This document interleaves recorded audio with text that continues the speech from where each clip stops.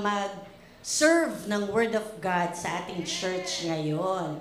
At ang binigay po sa atin na topic ay, syempre, bagay na bagay sa akin, diba? Ignorance of the law. Ako na lang nagbigay ng title. Yeah. Ignorance of the law excuses no one. Diba? Ano kaya yun? Ano? Tuturuan ko kaya kayo ng batas? Pwede naman. Bakit hindi? Diba? Ako nga po pala si Attorney Bern Carrasco Faustino sa mga hindi po nakakakilala, sa mga first-timer.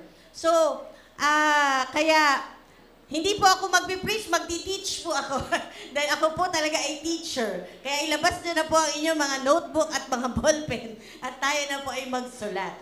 Dahil napakahalaga po ng ibinigay na ito na topic sa atin ngayong araw na ito. And I hope matapos natin, no, mahaba-haba naman yung ating oras. So, ito pong salitang ito, ignorantia legis non excusat, in Latin, comes from the Roman law. This is a legal principle na nagsasabi na maski hindi mo alam ang batas, pag nilabag mo, may parusa ka pa rin. Hindi mo excuse sabihin, hindi ko po kasi alam. There's no excuse. Yan yung legal principle na yan na matatagpuan sa Article 3 ng ating Civil Code of the Philippines. So, hindi excuse ang walang alam. Hindi excuse ang kamangmangan. Kapag gumawa ka ng krimen, arestado ka pa din. Alam nyo ba na nasa Bible yan? If you turn to Leviticus, chapter 5, verse 17, nandun yan. Sabi doon, if a person sins and does what is forbidden in any of the Lord's command, even though he does not know it, he is guilty and will be held responsible. Diba? Yun din yun. Maski hindi mo alam na ipinag-uutos ng Panginoon na wag mo yung gagawin at pinagbabawal yun, ay may parusa ka pa rin. Diba kahit naman si Eva at si Adan, kanino ba sinabi na bawal kainin yung prutas sa puno na yun? Diba kay Adan? Pero sino bang unang pumitas? Diba si Eva? Pwede ba niya sabihin, hindi ko po alam? Sinabi naman niya talaga, ito po kasing ahas. Ang sabi, masarap. Sabi naman ni Adan, ito po kasing asawa ko. Nagturuan na. Kahit magturuan kayo na magturuan, anong nangyari? May parusa pa din. Diba? Laglag ka pa din. Kung sino man ang makalabag sa alinmang utos ko, kahit hindi niya ito nalalaman, siya'y nagkakasala pa rin at dapat parusahan. Sa batas po ng tao, sa ating bansa, basta na-publish na po yung batas, araw-araw merong napapasang batas. Sabi nga namin, parang ano ba ito, daming aaralin. So, pag basta na-publish na yan at pinirmahan na ng Pangulo, batas na yan, kahit hindi natin alam, maski ako, maraming batas na hindi ko pa nababasa, ay pagbawal ay bawal. Kaya dapat, anong gagawin? Alamin, diba? Alamin natin. Kasi nga, ignorance does not excuse a sin. Make no mistake, brothers and sisters, whether it was done in ignorance or not, there is still a price to pay concerning sins. Diba? So, however, unlike sa mundo, God deals differently with sins of ignorance as compared to sin of rebellion. So, let's consider Luke chapter 12, verses 47 to 48. Ang sabi po doon, ang aliping nakakaalam ng kalooban ng kanyang Panginoon, ngunit nagpapabaya o ayaw tumupad sa ipinapagawa nito, ay paparusahan ng mabigat. So pag alam mong bawal, ginawa mo pa rin, deliberate sin, ang parusa mo ay mabigat. Ngunit ang aliping hindi nakakaalam sa kalooban ng kanyang Panginoon, magkulang man siya sa kanyang tungkulin, ay paparusahan lamang ng magaang. Yun yung kaibahan, di ba? Actually, hindi rin naman masyadong iba. Sa batas naman ng mundo, kapag hindi mo alam, meron ding mitigating circumstance. Hindi mo, medyo gagaangan natin yung parusa mo kasi hindi mo naman pala alam na mali ka. Pero pag alam na alam mo, pero ginawa mo pa rin, meron namang aggravating circumstance. Mas malaki ang parusa mo. Kasi sinasadya mo sobrang pasaway ka. Diba? Ang binigyan ng maraming bagay, sabi sa verse 48, ay hahanapan ng maraming bagay. At ang pinagkatiwalaan ng lalong maraming bagay ay pananagutin ng lalong maraming bagay.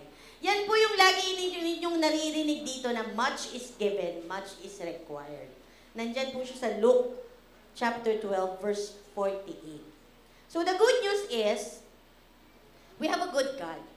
And sins are forgiven at the cross of Christ. Diba? Napakalaki ng pagmamahal sa atin ng ating Panginoon. Nasa awit 103 verse 11, sabi doon, ang agwat ng lupa sa langit, ang agwat ng lupa sa langit, hindi mo kayang sukatin.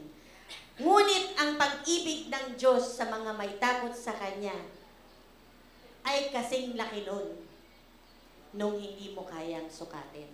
Kaya mahal na mahal tayo ng Panginoon, kaya kaya niyang patawarin ang ating mga kasalanan. Sabi ng Panginoong Yesus sa Luke 12 pa din, verse 49, naparito ako upang magdala ng apoy sa lupa at sana'y nagliliyab na ito. So Jesus came to stir you up, stir up your heart, stir up your spirit, and you should remain stirred up until He comes again. Sana manatili tayong lahat na mainit sa Panginoon hanggang sa wakas. Nasa Mateo yan, 24 verse 13. Manalangin po tayong muli. Lord, you have tasked me as your messenger today, Lord God. I do not come with brilliance of speech, nor wisdom, which I have none, O God. I wish only to testify of your goodness and mercy, O Jesus, our Lord, crucified. I come to you now in weakness, in fear, and much trembling. Let not my speech come with persuasive words of human knowledge, but instead come with a powerful demonstration of the Holy Spirit, so that only the name of Jesus may be glorified in the next hour. For thine is the kingdom and the power and the glory forever. Hallelujah. Panginoon, hinihiling ko po sa iyo, buksan mo po ang isipan at puso ng lahat ng makikinig ng mensahe mo ngayong araw na ito. Panginoon, help us to listen with our hearts, to listen with our spirit, Lord God, and to understand, to comprehend, Lord God, every word that will come out from your servant today. All this we pray in Jesus' mighty name. And all of God's children say, Amen and Amen. Introduction pa lang po. Nung huli po akong pinatayo dito ng ating senior pastor, Pastor Dong, sa pulpito, I know that we all got stirred up, diba? Anong topic natin nun? From Genesis to Revelation, it's all about Jesus. Talagang nakaka-stir up ng puso yung mga magaganap at mga nagaganap na sa mga panahon na to. Sabi ng Bible, marunong daw po tayo magpaliwanag ng mga nagaganap sa kalikasan. Mga El Nino, mga La Nina, mga climate change, na ipapaliwanag natin yan. Kaya nating mag-predict kung uulan ba ngayon, magsusuot ako ng kapote o magdadala ako ng payong, or napakainit ngayon, mag-light clothes lang ako, diba? Kaya nating ipaliwanag ang nagaganap sa kapaligiran, subalit hindi natin kayang ipaliwanag ang nagaganap sa spiritual. In Luke 12, and also in Matthew 16, meron daw sinabi, mga mapagkunwari, marunong kayong umunawa ng palatandaan sa lupa at langit. Bakit hindi nyo nauunawaan ang tanda ng kasalukuyang panahon? So ito yung imumulat sa atin ng spirit, sa ating espiritu ng Panginoon sa araw na ito. The signs of the end times are here. May pagkakawatak-watak ng mga tahanan. May mga magkakapatid nag-aaway-away dahil lang sa konting halaga o dahil sa lupa, di ba? Mga anak naglalaban-laban o kaya mga anak na nilalabanan ang mga magulang. Napapansin nyo ba yun? Nung maliliit pa sila, wala namang ibang tanungin kundi si tatay o si nanay, di ba?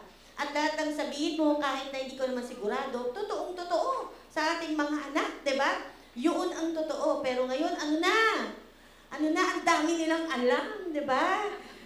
Google na silang lahat, di ba? Lahat ng sabihin mo mali, may mas tama silang alam, di ba? Parang wala ka lang sinabing tama, yan ang signs of the end times. Kasama yan. Kasama yan. Kasama na rin yung mga nalilinlang. Ang daming mga manlilinlang at ang dami naman ding nagpapalit lang. Diba? Sa mga panahon na to. Marami na rin ang nagpapakamatay dahil sa sobrang bullying, dahil sa sobrang shaming, 'di ba? O sa sobrang depression. Nagpapakamatay, kinukuha ang kasarili nilang mga buhay. Jesus is truly coming, sabi.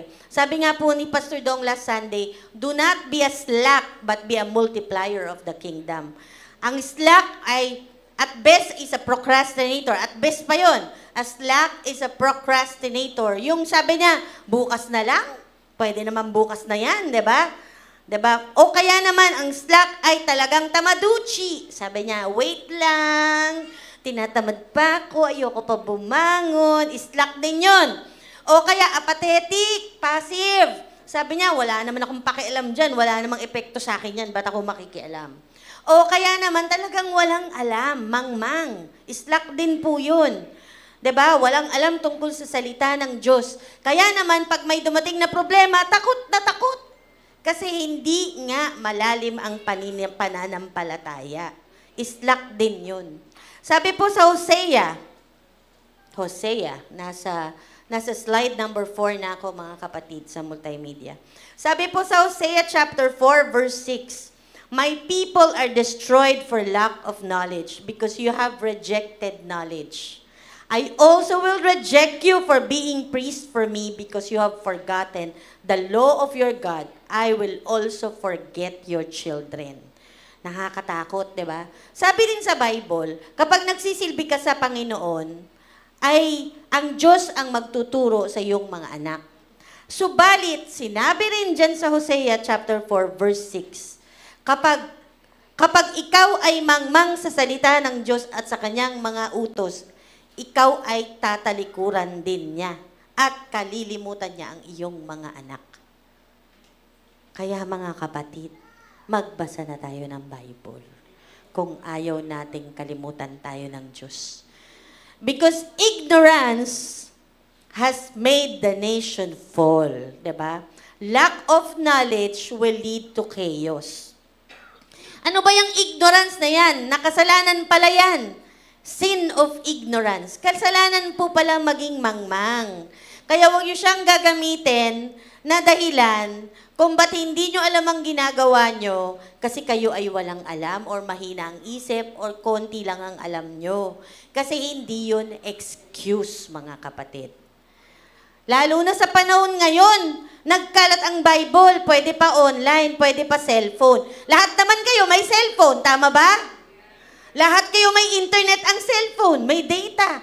Pag wala nga wifi, malungkot ang buhay, di ba? So, dapat lahat kayo may Bible app. Walang excuse na hindi nyo alam ang salita ng Diyos. Ang salitang Griego sa sin of ignorance ay agnosia or agnoima. Sa salitang Hebrew, shegaga. O, di ba? Kaya pala din siguro nanggaling yun, ano? Sa Hebrew, shegaga. Sin of error or inadvertent. Shigaga kasi, diba? Kaya kapos. Kailangang mag-aral, diba? Kaya wag maging shigaga. So there are many things in the Bible that we should be knowledgeable about. So marami tayong kailangang alamin, diba? Ngayon, napaka-active natin sa evangelization. Kailangan alam natin ano yung salvation. Ano yung sinfulness of the hearts of men, it's in the Bible. Ano yung the wages of sin is death, diba? Ano yung paano tayo maliligtas, diba? Sabi ng Diyos kay Samuel, for man looks on the outward appearance, but the Lord looks at the heart. Puso. Ano bang meron sa puso? Ang puso ng tao na makasalanan ay talagang masama. Napakasama. Kung walang Panginoong Yesus, hindi niya kayang magbago sa kanyang sarili. Subalit, mahal na mahal tayo ng Diyos na lahat tayo ay iniligtas sa pamamagitan ng pagpapadala sa atin ng kanyang bugtong na anak upang mamatay sa krus at mabuhay na mag-uli to conquer death for us become sin for us, become the lamb that was slain for us, upang ang kanyang dugo ang luminis sa atin at bumalot sa atin, magbigay sa atin ng righteousness na hindi natin kayang ma-achieve on our own. Babalutin tayo ng Panginoon ng balat ng hayop na may dugo, kagaya ng ginawa niya kay Eva at kay Adan, upang sila ay ligtas nung sila ay tinapon sa mundo. 'Di ba? Kaya sila dinala sa mundo, inalis sila dun sa garden, dahil pag sila ay kumain sa tree of life, habang buhay silang makasalanan. Pero mula pa doon, sa panahon na yon, may plano na ang Panginoon na tayo ay iligtas. At ang planong yon ay nag-umpisa nung binalot si Eva at Adan ng dugo sa pamamagitan ng hayop. Diba? Yun si Jesus. Si Jesus yon, yung plano na yon. The lamb that was slain. Kaya nabuhay tayo sa Espiritu dahil tinanggap natin ang Panginoong Jesus. Even the vision in this church, anong vision natin sa church na to? To know God and to make Him known. No, hindi mo know kung hindi ka magbabasa ng salita ng Diyos. Dahil sa ating kamangmangan sa salita ng Diyos, sa kanyang mga revelation, prophecy, teaching in the Bible, ay hindi natin natatanggap ang kanyang mga pangako. Kaya huwag kang magtataka, bakit kaya nagsisilbi naman ako sa Panginoon? Bakit kaya ang malas ko? Hindi kagaya niya. Hindi naman kami palaging nagkikita sa church. Pero bakit siya? Kapo-promote na naman niya sa trabaho. 'Di ba? Huwag turo ng turo. Balik mo sa sarili mo. Balik mo sa sarili mo. Nag-aaral ka ba ng salita ng Diyos? Do not fall short of the grace of God. Araw-araw manalangin kayo, Lord, thank you for your daily sufficient grace. Daily sufficient grace. Because if you fall short of the grace of God, yung bitterness na may ugat sa iyong puso, lalabas yan, magiging galit, magiging away, mananakit ka ng ibang tao. Dahil hindi ka nakapagpatawad. Kapag hindi ka nagpatawad, magkakaugat yung hindi mo pagpapatawad sa iyong puso, padadating ang panahon, lalabas yan at magiging galit. At ikaw din ay mananakit ng ibang tao. May tatlong bagay, ito na yung topic natin ngayong araw na to. May tatlong bagay na ibinigay sa atin sa Biblia, sa pamamagitan ni Apostol Pablo, na mahalaga bilang Kristiyano, alam mo. Napakahalaga. Tatlong bagay ito. Yung nakalagay actually dyan, 4. Pero hindi ko matatapos yung 4. 3 lang. Sana matapos natin yung 3. Kung hindi, baka 2 lang, di ba? Huwag naman 1 lang. So, these are the topics.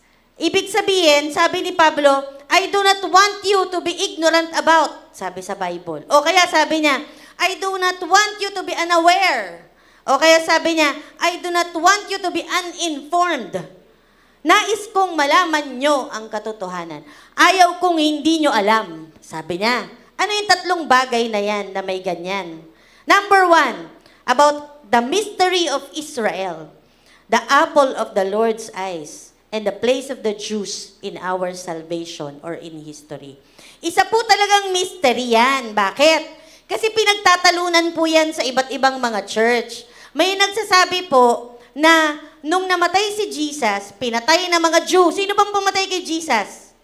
Di ba mga Jew? Pero sabi sila yung chosen race, di ba?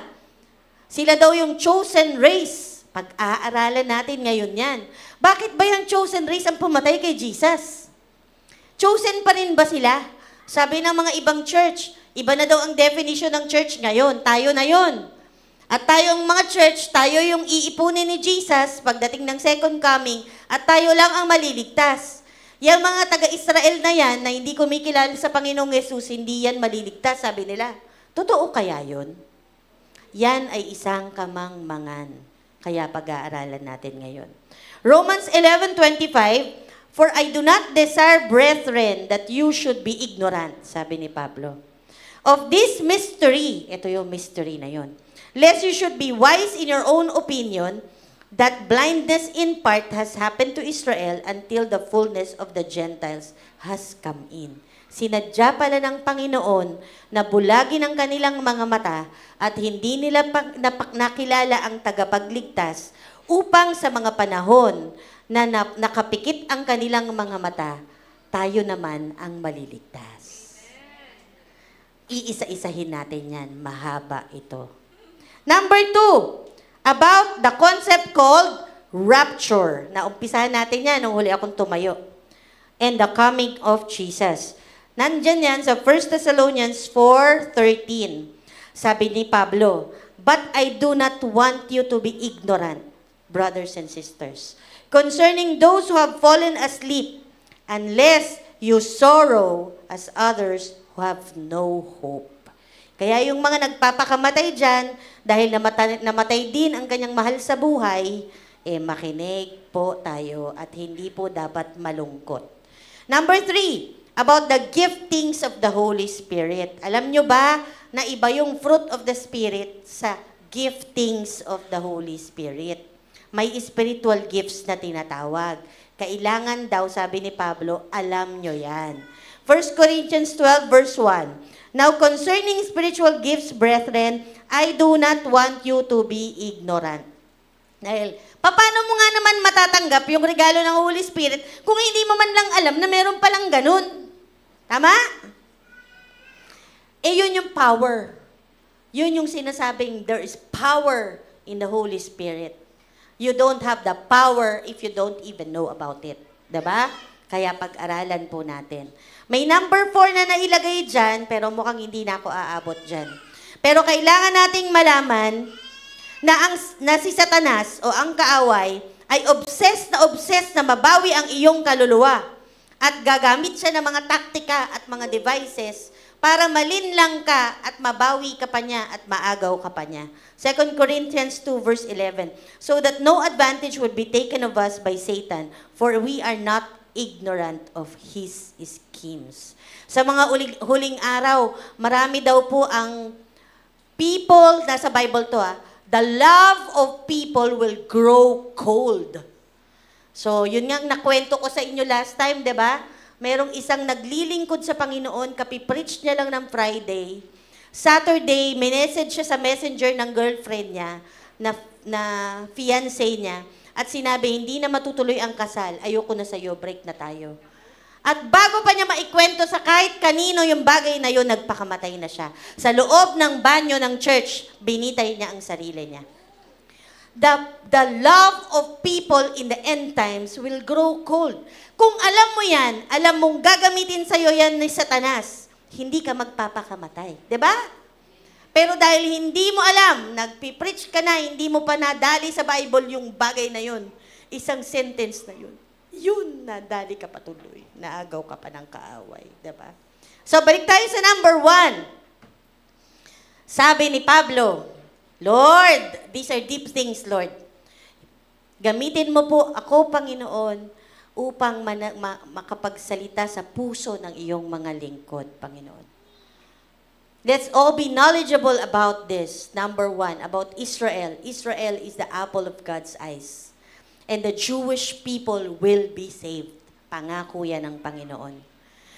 Sabi sa Romans 11 verses 25 to 27, for I do not want you, brethren, to be uninformed of this mystery, so that you will not be wise in your own estimation, that a partial hardening has happened to Israel until the fullness of the Gentiles has come in. And so all Israel will be saved. All Israel will be saved.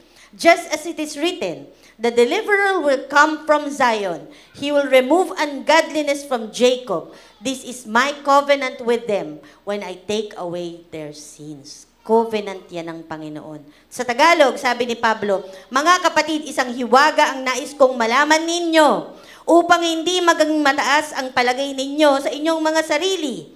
Ang pagmamatigas ng Israel ay pansamantala. Tatagal lamang yon hanggang sa mabuo na ang takdang bilang ng lahat ng mga hentil na lalapit sa Diyos. Meron palang takdang bilang. Buti na lang kasali na tayo sa bilang, di ba? Praise God! Pag sinabing Gentile, sila yung hindi Jew. Yun lang ang ibig sabihin ng Gentile. Hindi sila Jew. Kasi nga yung mga Jew, naka-reserve na yun. Mga saved na sila. May takdang bilang na mga Gentile na maliligtas. Kasali ka ba doon, kapatid? Sigurado ka ba? Ang Diyos Ama lamang ang nakakaalam. Huwag kang kailan magmamalaki. Ligtas na ako. Mas ligtas pa ako kaysa sa kanila. Di nga nila kinalala ang tagapagligtas. Pinatay nga nila si Jesus. Paano sila maliligtas? Mas mulat pa ang mga mata ko kaysa kanila. Alam kong i-preach ang salita ng Diyos. Yun. Huwag daw po tayong magmamayabang. Dahil ang pinili niya ay pinili niya. Sabi sa Romans 11 verse 8, aakyat ka ng konti. Sabi doon, tulad ng nasusulat, binigyan sila ng Diyos ng mapurol na diwa, mga matang hindi makakita at mga tengang hindi makakarinig hanggang sa panahong ito. Sapagkat ang plano ng Diyos sa lahat ng tao ay maligtas. Kaya sa pamamagitan ng mga Hudyo, tayo ay naligtas. This is why we pray for them. We pray for the Jews dahil utos yan ng Panginoon. Next. So, Genesis 12, ito. Alam nyo ba na sa Genesis 12 pa lang, sinabi na ng Diyos na lahat tayo ay maligtas. Yan ang plano niya. Sabi sa Genesis 12 verses 1 to 3. Now, the Lord said to Abram pa siya nun, go from your country and from your relatives and from your father's house to the land which I will show you, and I will make you a great nation. I will bless you, I will make your name great, so you shall be a blessing, and I will bless those who bless you, and the one who curses you, I will curse. And in you, all the families of the earth will be blessed. Sino ba ang father ng Israel? Si Abraham yon. He is the father of the nation Israel. That's why God will make Israel a great nation. Sinabi niya dyan Genesis 12, 1, 2, 3, diba? Sabi niya, I will bless you. Kaya ang Israel, blessed na blessed. Diba? Naitapo na sila sa iba't ibang sulok ng mundo. Nagbahalikan pa sila doon sa lugar na yon na talagang ibinigay ng Diyos sa kanila. At sa gitna ng lugar na yon na napapalibutan ng mga Arabo na hindi naniniwala sa Diyos, sa iisang Diyos, nandun sila sa gitna. Sa gitna ng disyerto, sila lang ang maraming tanim, nag-e-export pa sila ng gulay at saka prutas. Alam nyo ba yon? Disyerto yun. Blessed na blessed. Alam nyo ba kung ba't hindi pumapasok sa kanila ang mga bomba ng mga kaaway nila? Ng Iran, ng Iraq? Meron silang dome. Saan ka nakakita? Sinong bansa ang may dome? Meron silang nakatutok na mga missile sa buong paligid ng bansa nila. Pag may pumapasok na missile galing sa kalaban, titirahin yun ang mga missile nila na parang dome. Kaya hindi pumapasok 99.999 something percent. Hindi pumasok. Tinira ng maraming missile from Iran, hindi pumasok. Ganyan ka-bless ang Israel, ang bayan ni Abraham. Sabi dyan, I will bless those who bless you, and those who curse you, I will curse. That is very true until now. Kaya pinapanalangin natin ng Israel, because if you bless Israel, God will bless you. If you curse Israel, God will curse you. Kaya ipanalangin din natin lahat ng mga tao, lalo na yung mga kabataan, na nagde-demonstrate, nagrarally for Palestine, laban sa Israel, na pinapanalangin nila mabura na sa mapa ang Israel. Kawawa sila, kabag-gabag sila. Ipanalangin din po natin sila because God will curse them. Diba?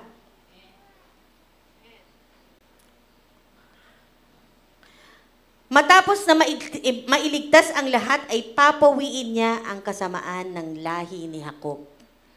So, after niya maipon lahat ng takdang bilang na mga hentil na maliligtas, dadating ang Panginoong Jesus, bababa sa Zion, sabi niya, doon manggagaling sa Zion. Pag tungtong ng Panginoong Jesus sa Zion, papawiin niya ang Great Tribulation at patatawarin niya ang lahat ng mga Hudyo. Bubuksan ang kanilang mga mata at lahat sila ay isasama niya sa langit. Yan ang pangako niya Kaya yan ang gagawin niya. Sapagkat hindi nagbabago ang isip ng Diyos tungkol sa kanyang mga kaloob at pagtawag. For the gifts and calling of God are irrevocable. So kahit na ang sama-sama nila, kahit na pasaway sila, imbis na 10 araw lang o 1 linggo lang nakarating na sila sa Promised Land, it took them 40 years dahil sobrang pasaway talaga nila. Pero hindi nagbabago ang Panginoon sa kanila. A promise is a promise, sabi ng Panginoon. So therefore, nais kong malaman nyo mga kapatid, number 1, it is true that Israel is the apple of God's eyes. That's in Deuteronomy 32 verses 9 and 10. So he kept Israel as the apple of his eye. Number 2, God has a covenant with Israel through Jacob and his forefathers Abraham and Isaac. And he will fulfill his covenant because he is a covenant-keeping God. From the standpoint of the gospel, sa Tagalog na lang, dahil tinanggihan ng mga Israelita ang magandang balita, sila ay naging kaaway ng Diyos. At tayong mga hentil ang nakinabang. Ngunit dahil sa sila ang mga hinirang, sila ay mahal pa rin ng Diyos. At alang-alang sa kanilang mga ninuno, sila ay maliligtas. Sino yung ninuno? Si Abraham, si Isaac, at si Jacob. Si Jacob mismo is Israel.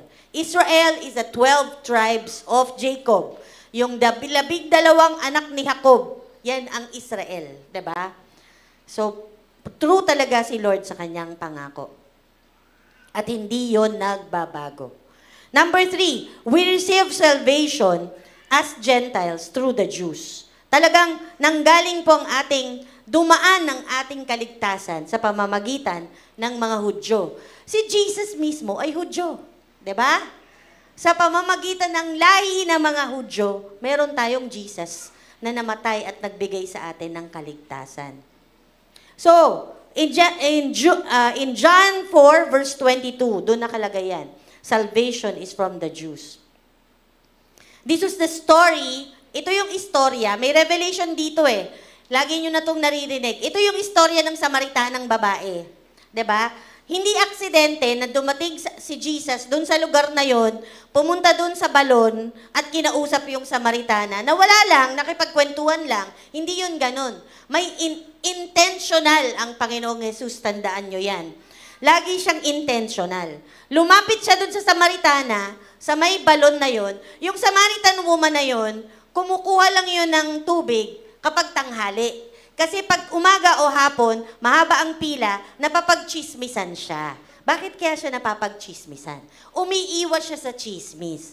Kasi meron siguro siyang tinatago, no? So kaya dadalawa sila ni Jesus dun sa balon na nag-uusap. Sabi niya, bigyan mo ako ng tubig na uuhaw ako. Sabi ng Samaritana, ikaw ay isang Hudyo, ako ay Samaritana. Ba't ka humihingi sa akin ng tubig? Kasi nung panahon na yun, bawal kausapin ng Hudyo ang mga hindi Hudyo. Bawal din kang makihalubilo sa kanila. So nagtataka siya. Sabi ni Jesus, kung alam mo lang kung sino yung kausap mo, 'di ba? Sabi niya, if you knew the gift of God and who it is who says to you, give me a drink, you would have asked him and he would have given you living water. So sabi ng Panginoon sa kanya, kung alam mo lang na kaya kitang bigyan ng tubig, na kahit kailan ay hindi ka na mauuhaw, itong babaeng ito na may kamangmangan, ang sagot ay napakayabang pa. Sabi niya, Ginoo, malalim yung balon. Wala ka namang panalok. Saan ka kukuha ng tubig na nagbibigay buhay? Sabi niya, di ba? Di ba parang nang-aasar? Ang balong ito ay pamana pa sa amin ng ninunong si Jacob. Dito siya uminom. Gayon din ang kanyang mga anak at mga hayop. Higit ka pa ba sa kanya? Sabi niya kay Jesus. 'Di ba? Pag meron talaga tayong kamangmangan, 'di ba? 'Di ba si Jesus na yung kaharap mo, yung pa yung isasagot mo. Sabi sa kanya ni Jesus, ang iinom sa tubig na yan ay muling mauuhaw. Subalit sino man ang iinom sa tubig na ibibigay ko ay hindi na muling mauuhaw kailan pa man. Ang tubig na ibibigay ko ay magiging batis. Watch out for the provision, for the verse. Ang tubig na ibibigay ko ay magiging batis sa loob niya at patuloy na bubukal at magbibigay sa kanya ng buhay na walang hanggan. Di ba yung batis, di ba yan yung Holy Spirit? So yung tubig na ibibigay, yung living water, Holy Spirit yan, sa loob mo. At ito ay bubukal. It will stir you up. The Holy Spirit will come to you when you accept Jesus, and it will stir you up. And it will give you the words. Dahil, para sa iyo ba yun? From God to you for them. Para sa iba. The Holy Spirit will stir you up and you will begin to speak the word of God para may iba pang maligtas mula sa iyo. Ganon yun.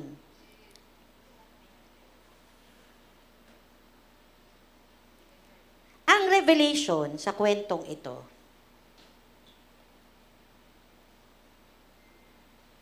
sabi ni Jesus sa babae, "Believe me, woman, an hour is coming when you will worship the Father neither on this mountain nor in Jerusalem. You Samaritans worship what you do not know. We worship what we know because salvation is from the Jews." So doon pa lang, sinabi niya na sa Samaritana, dadating ang araw, kasi bawal sila mag-worship sa Zion, sa Jerusalem. Dadating ang araw, hindi mo na kailangan umakit sa bundok para manalangin, ikaw na mismo ang makikipag-usap directly sa Panginoon. Because salvation is from the Jews. An hour is coming and now is when the true worshiper will worship the Father in spirit and in truth. For such people, the Father seeks to be His worshipers. God is His Spirit, and those who worship Him must worship Him in spirit and in truth. We are still in John chapter 4. That's 23 and 24. Jesus spoke to the Samaritan woman intentionally. Ginagawa niyang disciple niya itong babaeng to in the process. Sabi niya sa babae, sabi ng babae kay Jesus, "I know that Messiah is coming." Ay, may alam pala siya. Hindi pala siya mangmang. Sabi ng babae, "I know that Messiah is coming. When that one comes, He will declare all things to us." Nalalaman ko po na darating ang Mesiya na tinatawag na Kristo. Pag siya ay dumating, magpapahayag siya sa amin ng lahat ng bagay. Di ba, sinabi ni Jesus sa kanya, "Alam ko, wala kang asawa. Yung kinakasama mo ngayon ay pang-ilan mo nang kinakasama, pero wala sa kanila ang asawa mo." Kaya yung babae na-stir up yung puso niya. Sabi niya, "Sino to? Bakit niya alam sikreto ko?" Di ba nga, di nga siya pumipila para hindi siya machismis. Sino kaya nagchismis dito sa lalaking to, di ba? Sabi ng babae. Nung sinabi ng babae yun, na darating ang Mesaya, sabi ni Jesus, "Ako na nga yun. Ako na ang kausap mo ngayon na iyong tinutukoy." Nagtatatalon talaga yung kalooban niya sa tuwa. Sa sobrang tuwa niya, iniwanan niya yung kanyang water pot, di ba? Yung kanyang banga. Bumalik siya sa bayan at ipinamalita niya na nandito na ang Mesaya. May dumating. Sinabi niya lahat ng sikreto ko sa akin. Di ba ganyan nga ang disciple? Di ba ganyan nga ang ginagawa natin sa kape at pandesal? We introduce Jesus to everybody. At ano ang resulta? Sabi niya sa mga tao, "Hali kayo, tignan ninyong taong nagsabi sa akin ng lahat ng ginawa ko. Siya na kaya ang Kristo?" Question mark pa. Nang intriga pa, di ba? At ano ang result? In verse 30, they went out of the city and were coming to Jesus. Nag-gather niya yung mga tao, nagpunta sila kay Jesus at nakinig sila kay Jesus. They became followers of Jesus. That one woman, humakot ng maraming Samaritans, kaya ang buong bansa ng mga Samaritano naniwala kay Jesus. Salvation comes from the Jews. Yan ang katotohanan na nire-reveal sa atin dito. Jesus was intentional in making that Samaritan woman His disciple. Yung kwento pala po na yon ay hindi po aksidente. Jesus knew. The woman knew that the Messiah is coming. So, kailangan meron din po talaga tayong alam, diba? Naniwala siya. Iniwanan niya ang kanyang banga. Yung banga na yun ang gawain niya sa araw-araw. Yun yung trabaho niya. It represents what you do every day. Ikaw, ano bang ginagawa mo araw-araw? Yan ang banga mo. 'Di ba? Diyan ka sumasalok ng kakainin mo, iinumin mo sa araw-araw. Yan ang balon mo. Iniwanan niya yung banga niya, iniwanan niya yung balon niya, at naging disipulo siya ng Panginoong Jesus. That's what a true disciple is. 'Di ba? Ganyan talaga siya.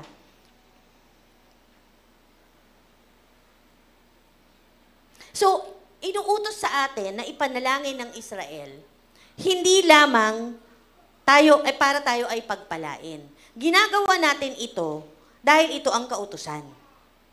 This is for the sake of obedience. So pray for Israel because we are commanded by God to do this. In Isaiah chapter 62, God reveals how He will come on Mount Zion, and we should pray continually and unceasingly. So dapat talaga 24/7 ang pananalangin.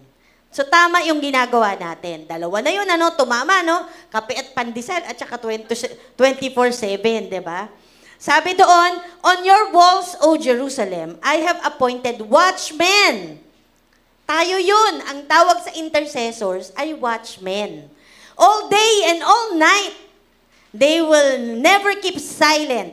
You who remind the Lord, take no rest for yourselves. Wala po talaga palang pahinga. And give Him no rest until He establishes and makes Jerusalem a praise in the earth. That's in Isaiah 62 verses 6 and 7.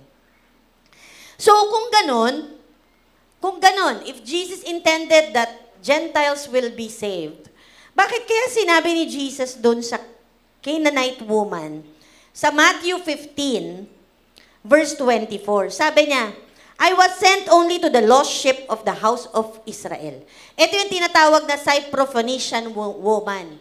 Syrophoenician woman. Kasi malapit sa Phoenicia yung lugar niya sa gitna. Kaya Syrophoenician woman. Canaanite in short, taga-Kanaan. Sabi niya dun sa babaeng Canaanite na lumapit sa kanya, Panginoon, maawa ka po sa aking anak. Siya po ay sinasapian ng demonyo at labis na pinapahirapan nito. Sabi ng Panginoong Hesus sa kanya, hay nako, umalis ka dyan. Ako ay pinadala lamang para sa mga naliligaw na tupa sa sambahayan ng Israel. Sabi ng babae, tulungan niyo po ako, Panginoon. Makulit siya. Sabi ng Panginoong Hesus, hindi dapat ibigay ang pagkain ng bata sa mga aso. Sabi ng babae, bakit? Maski naman po yung mga nalalaglag na crumbs sa sahig, kinakain ng aso, 'di ba? Binibigyan din naman ng aso. Sabi ng Panginoong Hesus sa kanya, napakalaki ng pananampalataya mo. Ngayon din, gumaling na ang iyong anak. So bakit sinabi ni Jesus na I was only sent for the Israelites? Totoo naman. He was only sent for the Israelites. However, 'di ba si Abraham, pasaway din kasi, hindi inintay yung anak na pinangako sa kanya. 'Di ba, nagmagaling, nagkaroon ng isa pang anak, si Ishmael. 'Di ba, dalawang anak niya, si Ishmael at si Isaac. Nangako rin naman ang Diyos kay Ishmael sa Genesis 17 verse 20. I have heard you. I will surely bless him. I will make him fruitful. I will greatly increase his numbers. He will be the father of 12 rulers, o 12 din, 'di ba? I will make him into a great nation, but my covenant I will establish with Isaac, and whom Sarah will bear to you by this time next year. Sabi niya sa Genesis. So kaya pinagpapala niya rin ang mga hindi anak o hindi lahi ni Jacob na anak ni Isaac. 'Di ba? So God's plan truly was for all men to be saved. So number 1 pa lang po yun. Number 2, I do not want you to be ignorant, brethren, concerning those who have fallen asleep, lest you sorrow as others who have no hope. Sabi po sa verse na yan, 1 Thessalonians 4 verse 13, mga kapatid, nais naming malaman nyo ang katotohanan tungkol sa mga namatay na, upang hindi kayo magdalamhati tulad ng mga taong walang pag-asa. Dahil naniniwala tayo na si Jesus ay namatay at muling nabuhay. Naniniwala din tayong bubuhay ng Diyos ang lahat ng mga namatay na sumasampalataya kay Jesus upang isama niya sa Kanya. Ito ang katuruan ng Panginoon na sinasabi namin sa inyo. tayong mga nabubuhay pa, tayong mga natitira pa hanggang sa pagparito ng Panginoon, ay hindi mauuna sa mga namatay na. Sa araw na iyon, underline, sa araw na iyon, kasabay ng malakas na utos, tinig ng arkanghel at tunog ng trumpeta ng Diyos, bababa ang Panginoon mula sa langit. Ang mga namatay na sumasampalataya kay Kristo ay bubuhayin niya. Pagkatapos, tayo namang mga buhay at natitira pa ay titipunin niya sa alapaap, kasama ng mga binuhay upang salubungin ng Panginoon sa himpapawid. Sa gayon, makakapiling natin siya magpakailanman. Kaya nga, palakasin ninyo ang loob ng bawat isa sa pamamagitan ng mga aral na ito. So, Paul says that we should not be ignorant about one other matter. Ano yun? Yun yung tinatawag na rapture. Naririnig nyo yan palagi. So, once and for all, gusto nating magkaroon ng kaalaman, ano nga ba itong rapture of the church and end times. Sa English version, 1 Thessalonians 4:15 to 18 ng NKJV, meron dong salita na shall be caught up. So yung mga namatay, bubuhayin, at yung mga buhay, papaakyatin sa alapaap, shall be caught up. Yun yung sinatawag na rapture. Wala pong salitang rapture sa buong Biblia. Huwag kayong maghanap. Yung caught up na yan, yun po yung rapture. It's the closest word or phrase used in the Bible for the term rapture. Kaya naman, huwag kayong malungkot mga kapatid. Kung meron kayong kamag-anak na tumanggap na sa Panginoong Yesus at namatay. Matuwa kayo dahil isang araw, sama-sama tayong iipunin ng Panginoong Yesus. Kapag narinig nyo na ang trompeta, kapag narinig nyo na ang sigaw ng arkanghel, doon sa langit, mamaya pagkatapos ng service, biglang meron kayong maririnig na trompeta, mawawala tayong lahat. Makikita po siya. Makikita po talaga yan. Bakit kayo natutuwa?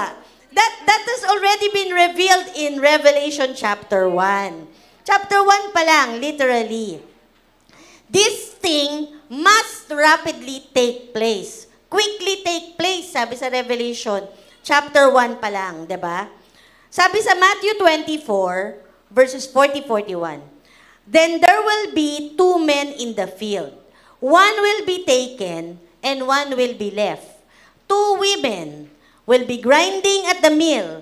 One will be taken, and one will be left. Ganyan po ang rapture. Yung mga tumanggap sa Panginoong Yesus, bigla na lang mawawala. Habang nagtatrabaho, habang nagsusulse, habang nagtatanim. Yung naiwan, kapag ikaw akala mo safe ka, tapos may nawala, kabahan ka na. Bakit ka naiwan? Diba? Kasi nga, tayo ay bigla na lang mawawala. Sabi sa Revelation chapter 1, verse 7, behold, He is coming with clouds, and every eye will see Him, even they who pierced Him, yung sumaksak sa Kanya sa katagtagiliran, habang siya ay nasa cross. And all the tribes of the earth will mourn because of Him. Even so, amen. So, sabi dyan sa Revelation, ang Revelation po ay prophecy, prophetic, mangyayari pa lang. Nireveal yan kay Apostle John para makarating sa ating lahat, 'di ba? He is coming with the clouds and everyone will makikita ng lahat. Even those who does not even know Him. So magtataka lang sila, ano yun? Parang meron ako nakikita sa langit. Di ba ngayon palang may mga ganon? Yung may mga manananggal na sa langit, mga ganon. May mga ganon sinasabi, di ba? So, ganun lang din maiisip nila doon. Parang may nakikita kong multo nandun sa clouds. Kasi hindi naman nila kilala si Jesus. Pero tayo na nakakakilala kay Jesus, alam natin na bigla na tayo nawala at bigla tayong sumulpot doon sa clouds. Ganun yon. Pati yung mga patay, oy, andito ka na ulit, mahal ko. Diba? Magkasama na kayo ulit in a glorified body. Kagaya ng glorified body ni Jesus, magkasama kayong dalawa, Kuya Bonnie, matulin ka na uling lumakad. Glorified body na nga eh, diba? So napakasaya, diba? There is revelation for us to have joyful expectation. Huwag kayong matatakot kasi Ang natatakot lang, yung mga mangmang, yung mga hindi nakakaalam. Dahil alam na natin, dapat excited tayo, di ba? At ang isang mahalagang excitement, lahat ng mga mahal mo sa buhay, i-share mo na talaga si Jesus ngayon pa lang. Ma-excite ka talaga na i-share sa kanya si Jesus. Huwag talagang datnan. Huwag talagang datnan. Whether or not, kasi may debate kung pre-trib ba yan o post-trib mangyayari. Ako, sa tingin ko, mas pre-trib, yung pre-tribulation. May tribulation na magaganap sa end times, pero hindi yun yung great tribulation. Yung great tribulation, manggaganap siya after ng rapture. So, pag naiwan ka, mga kapatid, ayokong maiwan. Ikaw kung gusto mo maiwan ka. Ako ayoko talaga. Great tribulation. Matindi pa yun sa matindi. Matinding lindol sa matindi na hindi pa natin nararanasan. Matinding bagyo, matinding baha, matinding shaking, matindi sa lahat ng matindi nakakatakot. 'Di ba? Hindi pa naman ako marunong lumangoy. Ayoko talagang maiwan. So the revelation is purpose to give us hope. So we should know the season by reading the Word of God. So do not let your heart be troubled by the end times. Huwag kayong mababalisa, sumampalataya kayo sa Diyos. Magbasa kayo ng Biblia. Kung hindi ito totoo, sasabihin ko ba sa inyong pupunta ako ron upang ipaghanda ko kayo ng inyong mga matitirhan. Yan yung kinakanta natin kanina, di ba? You are chosen and God has reserved a room for you in heaven. Di ba? So, paano nga ba mapabilang sa mga mararapture? Si Jesus lang naman ang daan. Sabi niya sa John. Diba? John 14. Ako ang daan, ang katotohanan at ang buhay. Walang makakapunta sa Ama, kundi sa pamamagitan ko. Yun nga yun eh. Si Jesus nga ang magsasama sa atin sa Ama. So kung ako'y kilala nyo, kilala rin ninyo ang aking Ama. Mula ngayon, kilala na ninyo siya at inyo na siyang nakita. Amen! So, kagaya din po ito ng nakasaad sa parable of the 10 virgins. Diba? Nabasa nyo na ba yun? May 10 virgin na nag-aabang sa bridegroom, doon sa ikakasal na lalaki. May dala silang lamp. Sa sobrang tagal dumating nung ikakasal na lalaki, nauubos na yung langis. Nakatulog na sila. Nung sinabi ng mga gwardya, parating na, nataranta sila, nagising silang 10. Yung 5, may dalang extra na langis. Wise. Yung 5, walang dalang extra, paubos na, aandap-andap na daw yung kanilang apoy. Medyo kulang, di ba? Pahingi naman kami, ay hindi, kakapusin ako, hindi ako pwede magbigay. Punta ka sa tindahan, bili ka. Bumili naman silang 5, di ba? Dumating na yung bridegroom. Habang wala silang 5, isinara na yung pinto. So pagdating ng 5, kumakatok sila, sa papasukin nyo kami, kasali kami dyan, invited kami sa kasal. Hindi namin kayo kilala, sabi ng bridegroom. Hindi ko kayo kilala. So, wag tayong magpabaya na mapagsabihan tayo na hindi tayo kilala ng Panginoong Jesus. Tiyak na magaganap ang lahat ng ito. Huwag kang magduda. Number 3. Okay na yon? Naintindihan nyo na yung rapture? Yes. So, number 3, kailangan nating maintindihan yung spiritual gifts, diba? Now, concerning spiritual gifts, brethren, I do not want you to be ignorant. You know that you were Gentiles, carried away to these dumb idols, diba? Dati daw tayo mga idolaters. However, you were led.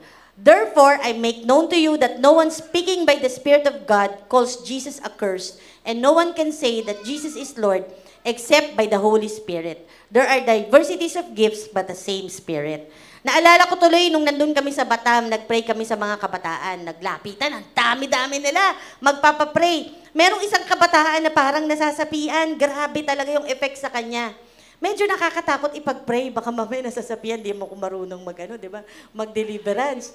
Alam niyo anong pumasok na wisdom sa isip ko? Sabi ko doon sa bata, sabihin mo, Jesus is Lord. Jesus is Lord. Tell me, you say it out loud, Jesus is Lord. Jesus is Lord. Hindi ito nasasapian. Kasi ang nasasapian, hindi niya kayang sabihin na Jesus is Lord. Di ba? Pag nagbabasa ka ng Bible, magkakaroon ka ng wisdom. So, pinag-pray ko na siya. So, kailangan po talaga natin ng tamang kaalaman tungkol sa Holy Spirit para hindi po tayo babalik sa idolatry. At saka hindi tayo mag-commit ng unforgivable sin. Alam nyo ba na may unforgivable sin? Unpardonable sin. Yan, nasa Matthew 12 verses 30 to 32.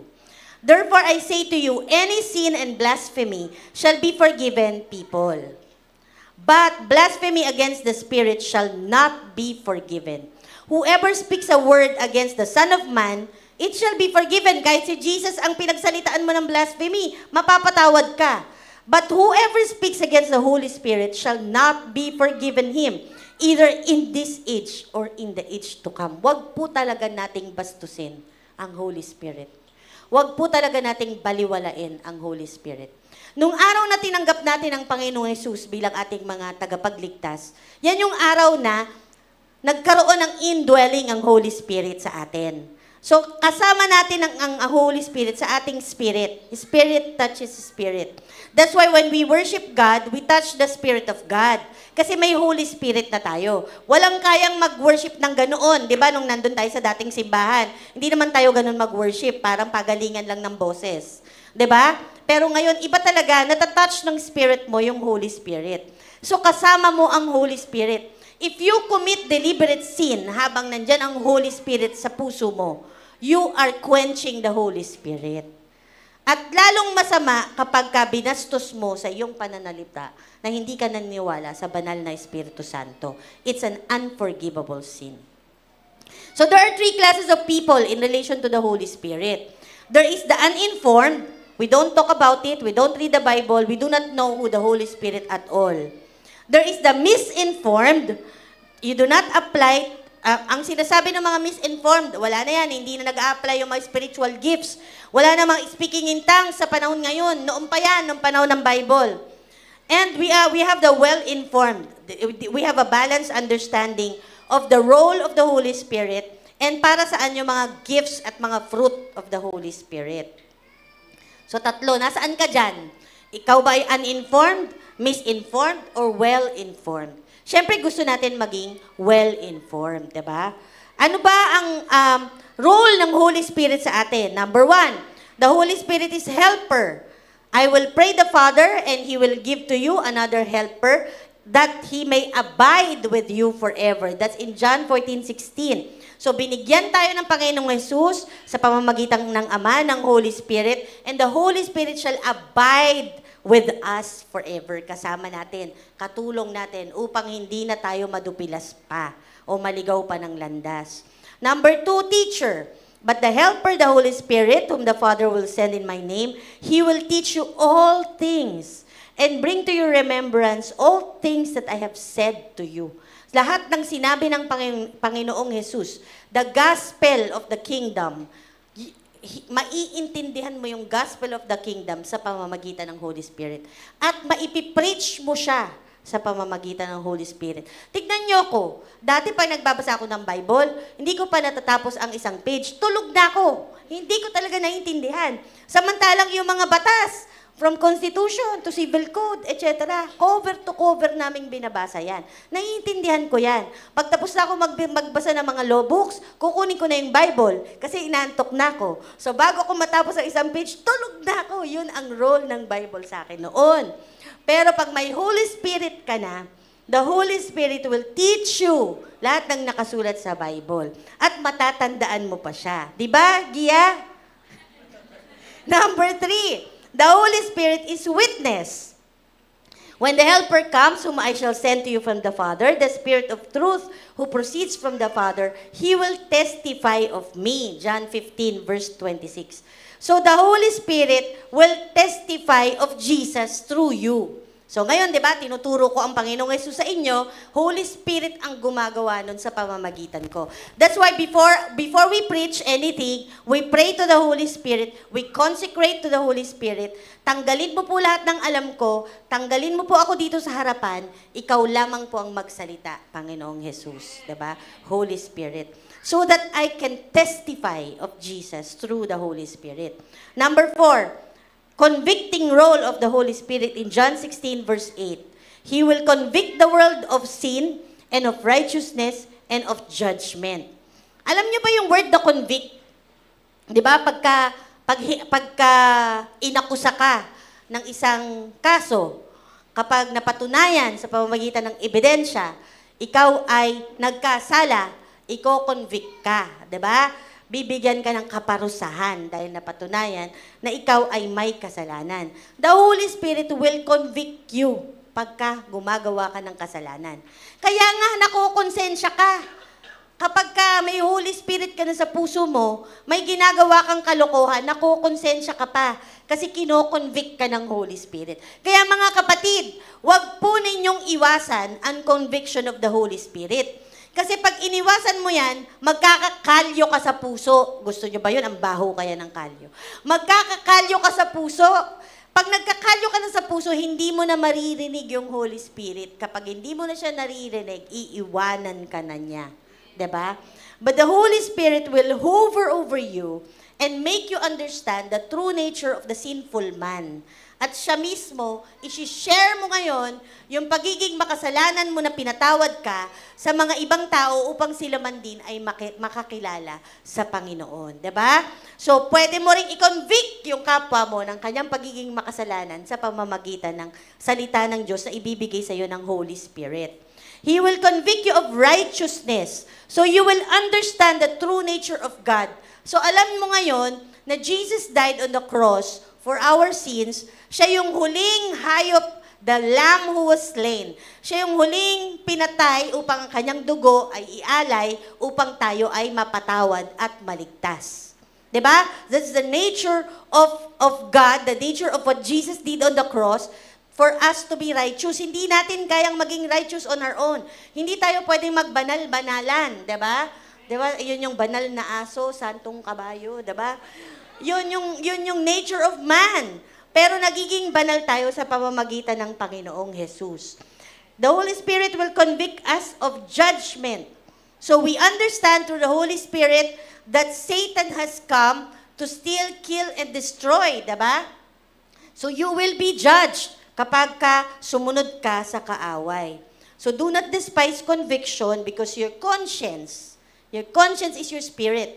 That is still a small voice of the Holy Spirit resides in your heart, in your spirit. It speaks to your spirit. Kaya ka may konsensya. Kasi nagsasalita ang Holy Spirit sa iyong spirit. So when the Holy Spirit is speaking to you in that still small voice inside your heart, anong gagawin mo? Repent. Repent na agad, kapatid. Huwag mong tuksuhin ang sarili mo. Pumupunta ka sa nightclub. Hindi alam ng asawa mo. Saan ka? Dear, nasaan ka ngayon? Nasa office. Sa office pala, no? Kasi inaya ka ng mga office mates mo, diba? Mali. Talikod na agad. Huwag mong tuksuhin ang sarili mo. Number 5, the guiding role of the Holy Spirit. He will guide you into all truth. He will not speak on his own authority, but whatever he hears, he will speak. He will tell you of things to come. He will glorify me, si Jesus, for he will take of what is mine and declare it to you. All things that the Father has are mine. Therefore, I said that he will take of mine and declare it to you. That's why the Holy Spirit can guide you dahil Spirit of Jesus yun. Kung yung mga disipulo, araw-araw nilang nakasama ng buhay si Jesus, tayo nakakasama natin si Jesus sa pamamagitan ng Holy Spirit. Because He is the Spirit of Jesus.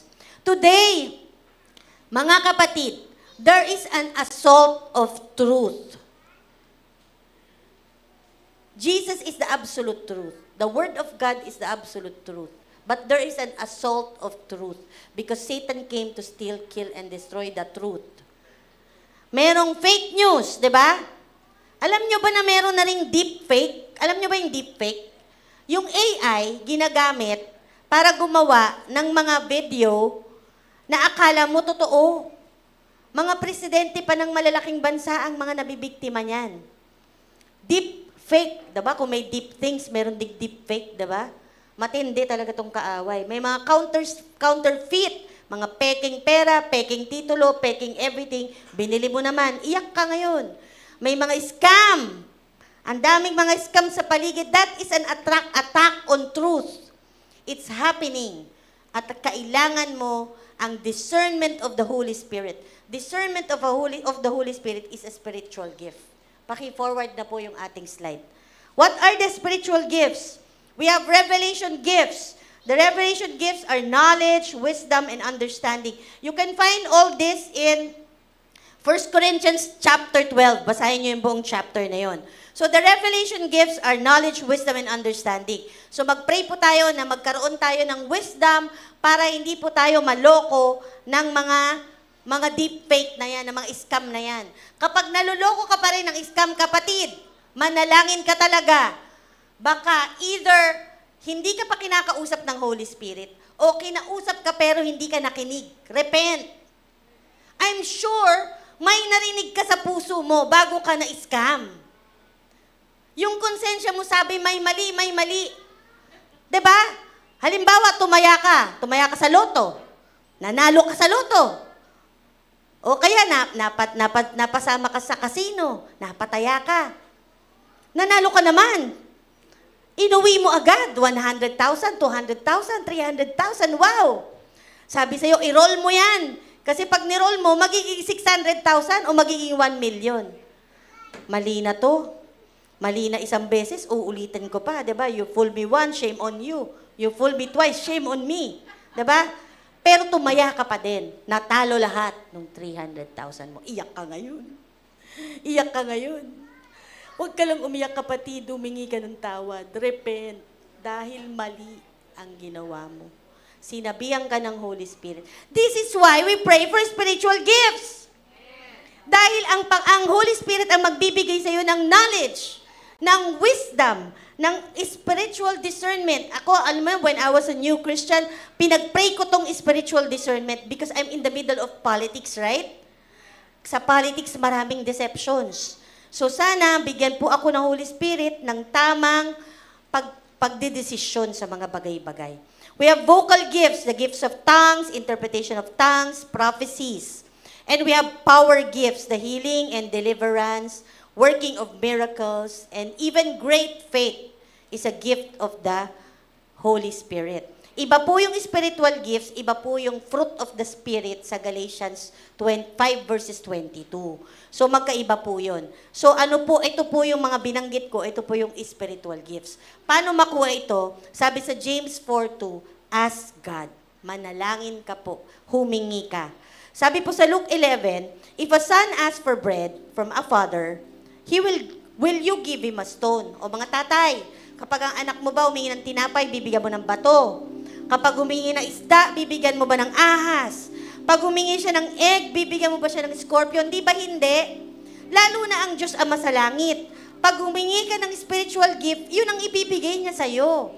All you need to do is ask. Manalangin ka, kapatid. Manalangin ka, kapatid. Because the command of God is God's enablement. Kapag may binapagawa sa'yo ang Panginoon, bibigyan ka niya ng kapangyarihan na gawin yun.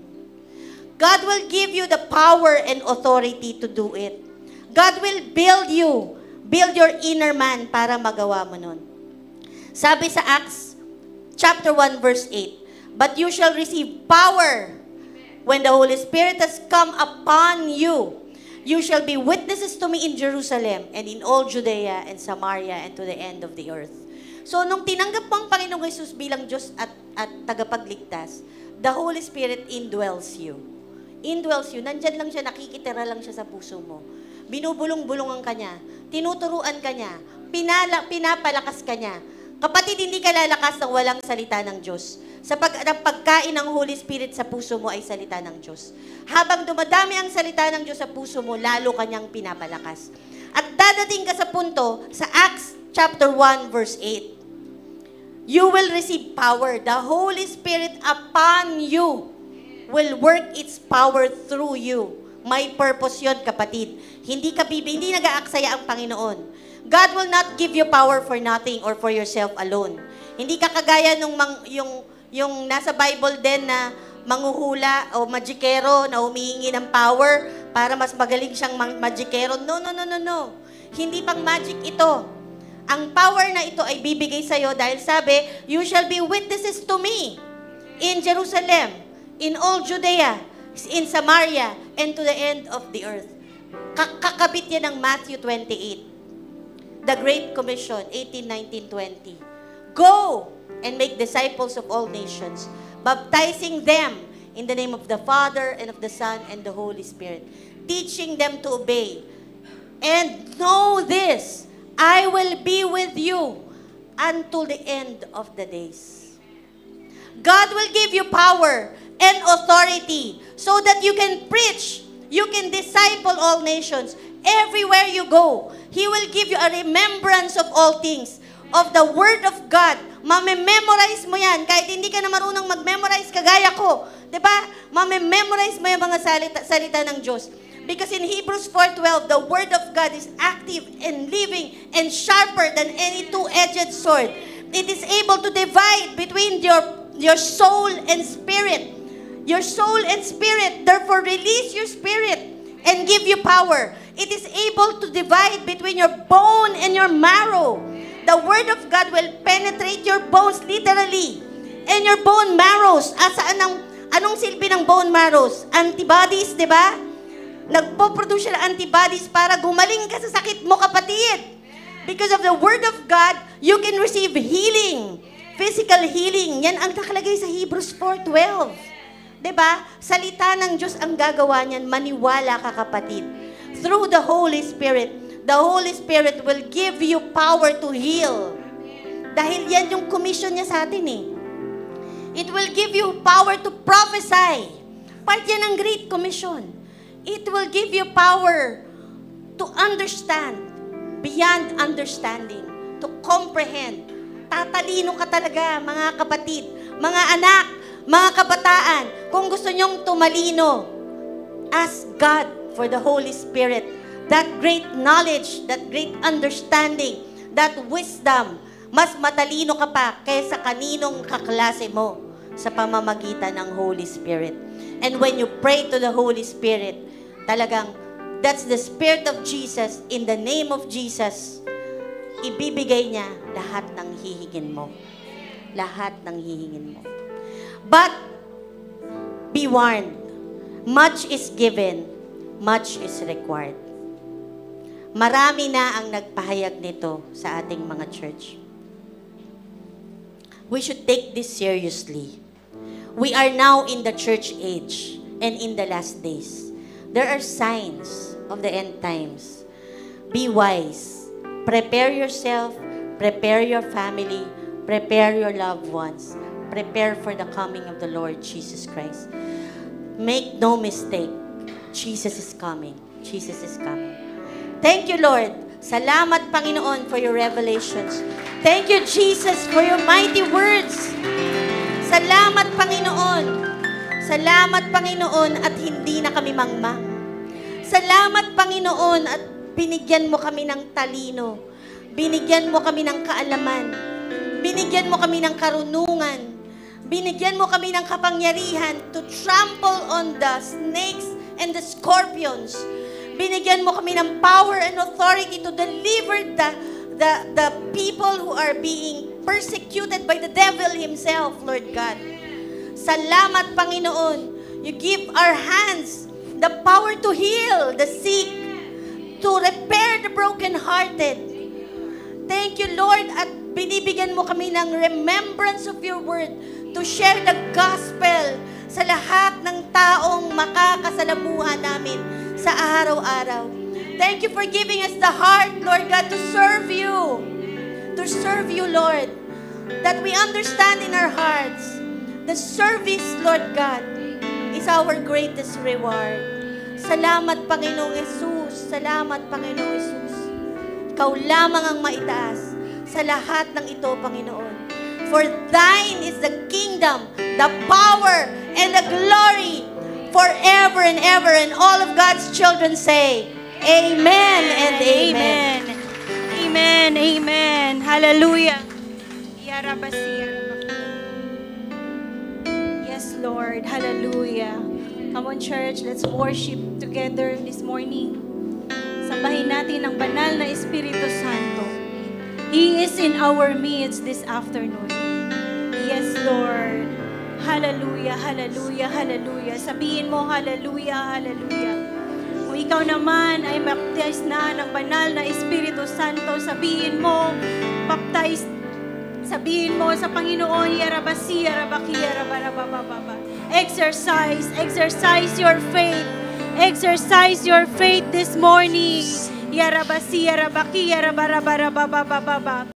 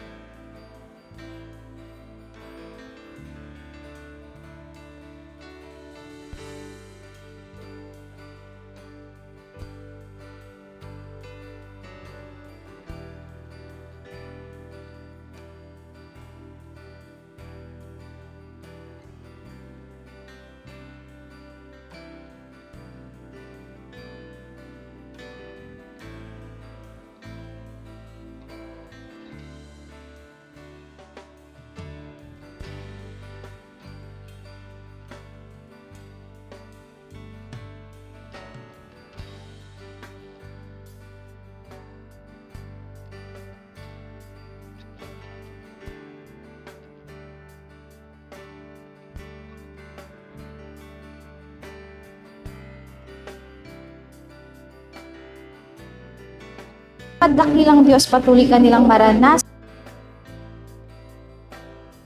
Priscilla Eugenio, salamat Lord, hallelujah. Thank you for that restoration, Panginoon, na ipagkakaloob mo sa Kanya. Healing that comes from you, O Lord. Hallelujah, Jesus. At sa lahat ng kasama namin sa live sa oras na ito.